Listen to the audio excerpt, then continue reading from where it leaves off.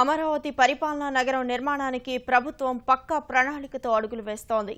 మే నెలలో సచివాలయం, జులైలో శాసనసభ భవనాల పనులు ప్రారంభించేలా ముందుకు సాగుతోంది. సంబంధిత డిజైన్లను ఏప్రిల్లో ఖరారు చేయనున్న ప్రభుత్వం మన చరిత్ర, సంస్కృతిని ప్రతిబింబించేలా జాగ్రత్తలు తీసుకుంటోంది.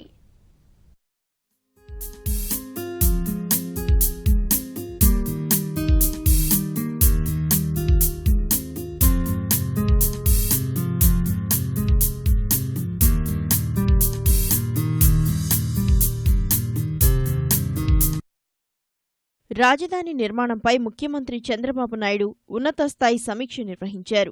మంత్రులు, అధికారులతో పాటు లండన్ నుంచి మాస్టర్ ఆర్కిటెక్ట్ నార్మన్ పోస్టర్స్ సంస్థ ప్రతినిధులు వీడియో కాన్ఫరెన్స్ ద్వారా సమీక్షలో పాల్గొన్నారు.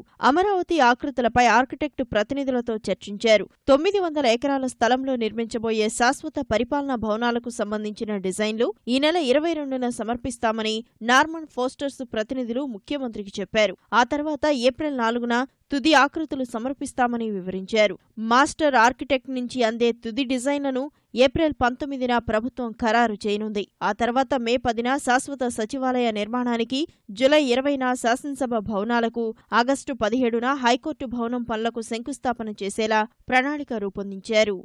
900 ఎకరాలకు సంబంధించి మాస్టర్ ప్లాన్ వాళ్ళు షెడ్యూల్ డీటెయిల్ ఇచ్చారు. అదేవిధంగా అసెంబ్లీకి సంబంధించి కూడా 27/2017న అసెంబ్లీకి ఇస్తున్నారు. 4/10/2018న ఆ బిల్డింగ్ పూర్తయ్యేటట్టుగా అది G+3గా ఇచ్చారు.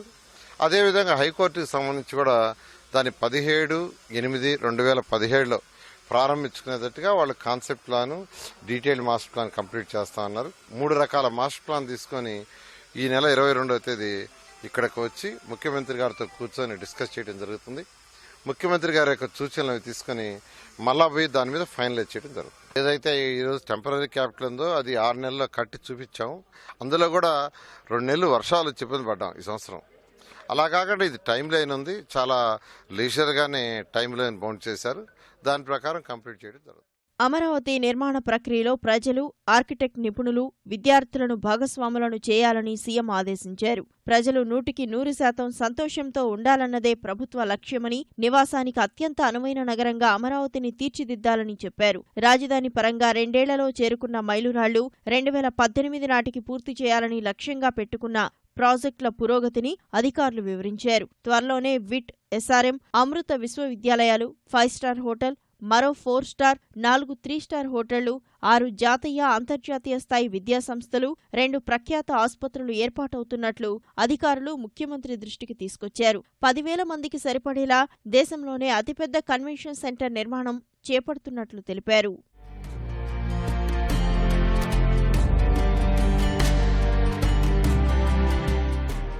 అమరావతికి భూములిచ్చిన రైతులకు ప్లాట్ల కేటాయింపు ఈ ఏడాదిలో పూర్తవుతుందని అధికారులు చెప్పారు. ఔటర్ రింగ్ రోడ్ నిర్మాణంపై ఈ నెల 28న NHAIతో అవగాహన ఒప్పందం చేసుకుంటున్నట్లు తెలిపారు. రాజధానిలో శిల్పారామం, గ్రంథాలయం, మ్యూజియం నిర్మాణ ప్రక్రియ కొనసాగుతోందన్నారు. 2019 జాతీయ క్రీడల దృష్ట్యా అమరావతిలో క్రీడానగర నిర్మాణం పూర్తి చేయాలని, అలాగే 2018 నాటికి స్టేడియం, ఎరీనా అందుబాటులోకి తీసుకురావాలని సీఎం సూచించారు. అమరావతిలో స్పోర్ట్స్ మేనేజ్మెంట్ స్కూల్ ఏర్పాటుకు అంతర్జాతీయ సంస్థ ముందుకొచ్చిందని ఈ సందర్భంగా అధికారులు వివరించారు. రాజధాని ప్రాంతంలో అక్రమ నిర్మాణాల నియంత్రణకు ప్రత్యేక బృందాన్ని నియమించాలన్న చంద్రబాబు, ఉష్ణోగ్రతలు సాధారణం కంటే 3 నుంచి 4 డిగ్రీలు తగ్గేలా చర్యలు చేపట్టాలన్నారు. ప్రభుత్వ ఉద్యోగుల నివాస సముదాయాలు, విభాగాధిపతుల కార్యాలయాల నిర్మాణానికి 4,750 కోట్ల వ్యయ అంచనాలను అధికారులు ముఖ్యమంత్రి ముందుంచారు.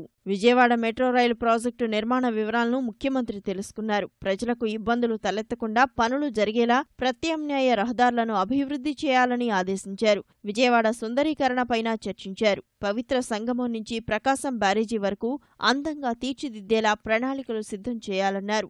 రాజధానికి దారితీసే అన్ని ముఖద్వారాలను అత్యద్భుతంగా తయారు చేయాలన్నారు.